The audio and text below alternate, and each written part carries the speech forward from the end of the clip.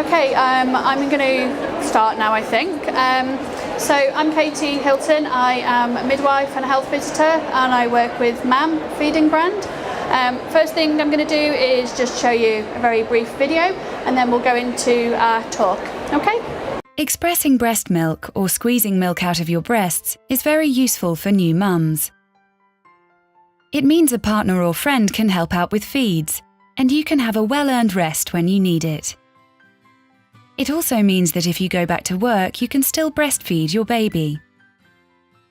Many mums use a pump to express, and using one for the first time can be a bit daunting. You'll quickly get used to it though. There are different types of pumps on offer. You'll need to choose between a manual or electric pump. Whichever type of pump you go for, you may need to stimulate the let-down reflex before you start. This is what causes your milk to flow. To do this, dab a soft, warm flannel on your breast. Or spend some time cuddling or thinking about your baby. With a manual pump, you place the suction cup over the breast and squeeze the handle. As you pump, you'll stimulate the milk flow. Manual pumps are fairly cheap and nice and quiet. But it can take a little while to fill a container up. An electric pump, on the other hand, can be expensive to buy or hire, but you won't need to use your hand to pump. The machine will simply do it for you. These pumps can either be single, where you express one breast at a time, or double, when both will be expressed at the same time. Just make sure you store it in a sterile container with a lid in the fridge or freezer when you've finished.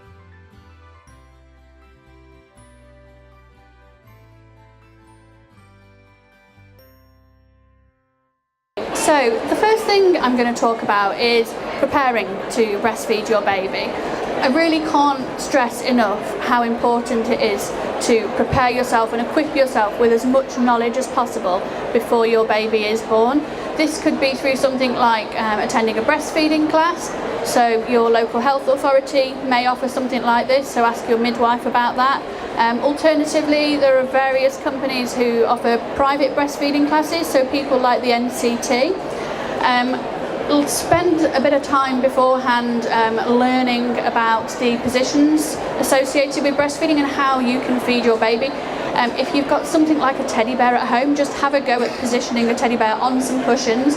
See if you can figure out kind of which angle you would come in at with a baby. I tend to recommend for a first-time mom, if you've not breastfed before, something called the rugby ball hold. So you can use a breastfeeding cushion or just pillows at home to build up at the side of you. Sit with your back straight, pop baby on top of the cushions with feet towards the back of the chair. You're almost going to scoop your baby up, so with your hand underneath the back of the head, and then bring the baby into the breast from underneath. This is a really good position because it allows you to actually see what your baby's doing whilst they're feeding, so you can see how much of the nipple they've got in their mouth, as opposed to other positions which are sometimes a little bit more difficult to see. Also means that you've got a spare hand free as well, so if you want something like a drink at the side of you, because breastfeeding can be thirsty work, or a snack or the phone or a magazine or something, you've got access to pick up those with your other hand as well. Learn about complications that you can have associated with breastfeeding, so things such as engorgement, mastitis, sore nipples, low milk supply. Research those as much as possible and how you can overcome those problems should they arise, because that will enable you to address them quickly to prevent them from getting worse then, obviously. What I will say is the vast majority of those complications are related to baby not being latched or positioned at the breast effectively. So pretty much all of them relate back to that one thing. So if you do find you're starting to develop any of these complications, seek help as quickly as you can. Don't allow it to get worse. We'll come on to some sources of help at the very end as well. Before baby's born, find out about local breastfeeding support groups in your area. So this could be at the children's centre or a private support group. Make a note of all the breastfeeding helpline numbers as well. Stick that on your fridge so you've got access to that information as soon as you need it, rather than kind of looking for it at 2 o'clock in the morning when your baby won't feed. So, skin to skin. When you go into hospital to have your baby, whether you're going in for a planned cesarean section or whether you're going in labour, they're going to ask you how you want to feed your baby. Regardless of whether you're breast or bottle feeding, they will recommend that you do skin to skin with your baby. A couple of reasons skin to skin is really good. Helps you to bond with your baby, helps to regulate your baby's temperature, and also if you're planning to breastfeed, it helps to initiate those processes within your body to encourage your full milk supply to come in. They're then going to suggest, if you're breastfeeding, that you give your baby the first feed within the first hour after birth. Again, this stimulates your body to trigger those processes to start your full milk supply. Also, you're going to find, obviously, within that first hour of feeding your baby, that baby might not be 100% wanting to feed at the breast, but it's important to put baby to the breast. Baby might have a full tummy, might have a little bit of mucus just in the tummy there, which makes them feel full, so they might not want to feed initially. Totally normal. Don't worry if baby doesn't latch on and feed. It's about baby just being at the breast and having a go there. When babies are first born, their stomach is the size of a marble. So if you imagine how big a marble is, it doesn't take very much to fill that. By day 10, your baby's tummy is going to be the size of a golf ball. So you can see the processes that happen within those first kind of 10 days. Initially, when your baby's first born, you're going to have something really important in your breast called colostrum. Your body will start to make colostrum during your pregnancy. Some people experience leakage of colostrum during pregnancy and have to wear breast pads. If you don't experience that, don't worry. It doesn't mean that your body isn't making colostrum and that you're not going to be able to breastfeed. It's just everybody is different. Colostrum is the stuff that we call liquid gold. So it's full of antibodies, really good for your baby's immune system and helps to give them a boost when they're first newborn. Your baby's going to want to breastfeed little and often when they're first born. Part of this is because of that size of their tummy, and it's also due to the processes that they want to stimulate your body to make that full milk supply. So then, at about day 3-4, when most of you are going to be home, you're going to wake up in the morning and you're going to wonder what on earth happened overnight. You're going to wake up and you're going to feel like you've had a boob job overnight. Totally normal, don't worry about it. Men, you're going to need to keep away at this point, I'm afraid, much to your disgust. Initially, your body is going to make too much milk for your baby because your body won't realise exactly how much milk your baby needs. So really, really important in those first 6 to 8 weeks to feed baby on demand when baby's showing signs of wanting to feed, so such as smacking their lips, licking their lips, putting their fist in their mouth. So when you see those signs, feed your baby. Try and exclusively feed your baby at the breast for those first 6 to 8 weeks, because that's going to allow your body then to learn to regulate exactly how much milk your baby needs. We're very clever, us women, the things that we can do. So yeah, feed baby at the breast exclusively. When you get to that 6 to 8 weeks, you can then start to think about expressing some breast milk for a family member or a partner to feed your baby for you, so you can potentially start to think about getting a little bit of a better night's sleep. I always advise people, if it is your first baby, please, please, please do not go to the expense of buying an expensive electric breast pump. Electric breast pumps, whilst good, have a place further on down your breastfeeding journey. They are more suitable when you've perhaps breastfed for a couple of months, you know that it works for you, it's something you want to continue doing, and maybe you're returning to work and you want to pump, say, 5-6 times a day. That's when that comes in useful. Or if you're somebody who's expecting twins, I do say that, that maybe before the 6 months an electric breast pump might come in helpful, because obviously you're going to need to pump double the amount of bottles. So when you're first thinking about pumping at 6 to 8 weeks, Google hand expression, watch a YouTube video about how to hand express. Very, very easy skill. So try and learn that again before baby's born. Alternatively, a manual pump will work absolutely fine if you only want to pump an occasional bottle here and there. It does exactly the same thing as an electric breast pump, and if anything, it's more gentle because you are in control of the process of using that pump rather than it being a machine. So when you are pumping, I'm going to try and show you this now. see how I can do this here. So this section round here is called the cone of the breast pump. This is the part that's going to go against your breast. Now when you're putting this against your breast, don't press down too hard. If you press down too hard, you risk blocking some of the ducts in your breast, which can lead to blocked ducts and then eventually engorgement and mastitis. Equally, you don't want it too loose against the breast, because if you've got it too loose against the breast, you're not going to pump the milk effectively. So you want just a comfortable fit, okay? These white sections just around the edge of the cone there, they provide a little bit of support against the breast just to help with effectively emptying of the milk. Now what you're going to want to do when you're using a manual breast pump, many people think it's literally just pump it down just like this. You really don't want to do that. You want to try and replicate what your baby does at the breast when baby's feeding. So initially, baby goes onto the breast and does short, rapid sucks, and that is to encourage your milk to let down.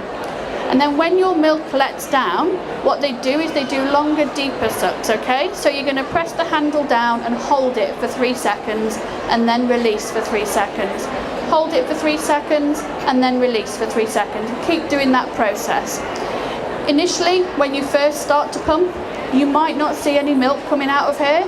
Don't worry, it doesn't matter. It's just that your body has got to get used to this whole process of using a breast pump. So have something scented of your baby, such as a blanket, have a picture of your baby nearby, and just spend a little bit of time thinking about your baby, because that will help with the letdown process. You can also use, as in the video, something like a warm compress against the breast to help with letdown as well. Now, if you're pumping for the same day, so say for your partner to do a feed that night, you can pump directly into a bottle and you can put it into the very back of the fridge. Always make sure, whether it's formula or express breast milk, that your bottle goes into the back of the fridge.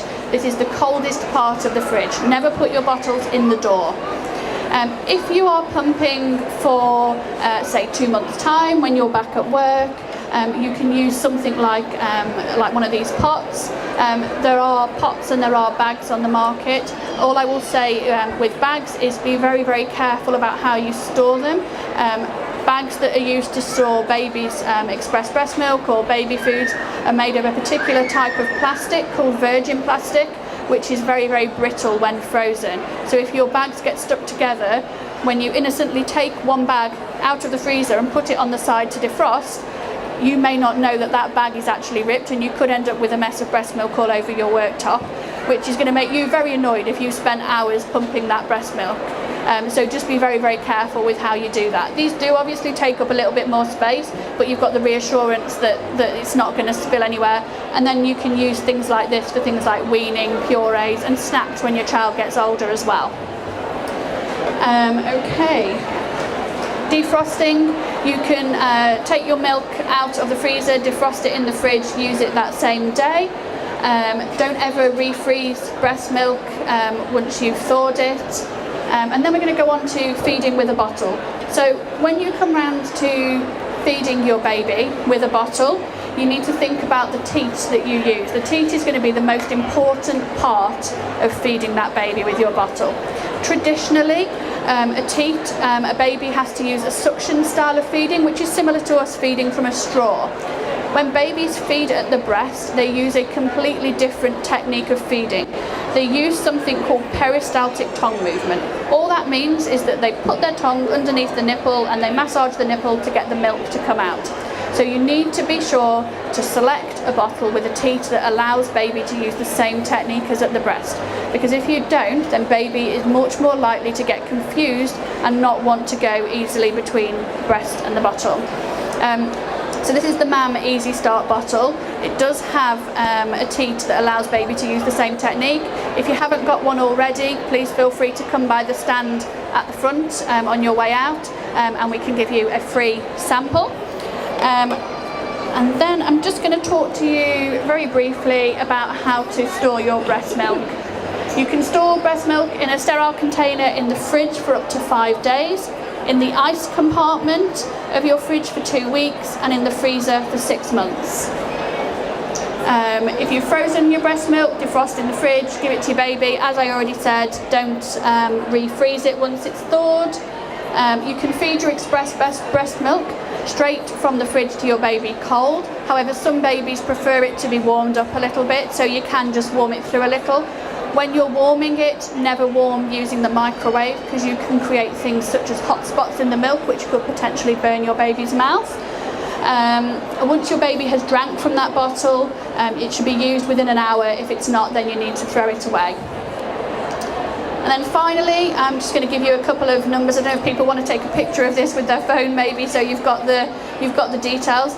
So you can contact me for advice in two ways. You can go onto the MAM website, which is mambaby.co.uk. They have an Ask the Expert section on there. If you click on that and fill in the box, any questions there are emailed directly through to me and I will email you back. I also have a Facebook page, so if you search Katie Hilton MAM Midwife, you can find me on there and you can send me any direct messages through Facebook. There are a number of breastfeeding helplines, so these are the numbers you're going to want to stick to your fridge before you have your baby. So the Breastfeeding Network, Association of Breastfeeding Mothers, NCT and the Leche League all have phone numbers. Baby Cafe run a number of breastfeeding support groups across the UK, so if you go on their website, put in your local area, they will tell you where the nearest breastfeeding cafe is for you. The NCT also run groups across the UK as well, so if you go on their website you'll be able to see where there's a breastfeeding support group. Lactation Consultants of Great Britain.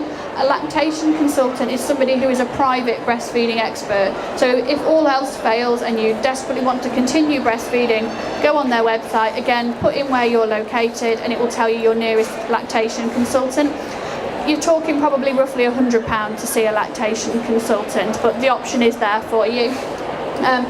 If you're lucky enough to have a local children's centre, one that hasn't closed down yet, then they will probably have a breastfeeding support group once a week in there as well. Peer supporters, so peer supporters are moms who have breastfed successfully themselves and now obviously give some time volunteering to help other mothers who are breastfeeding.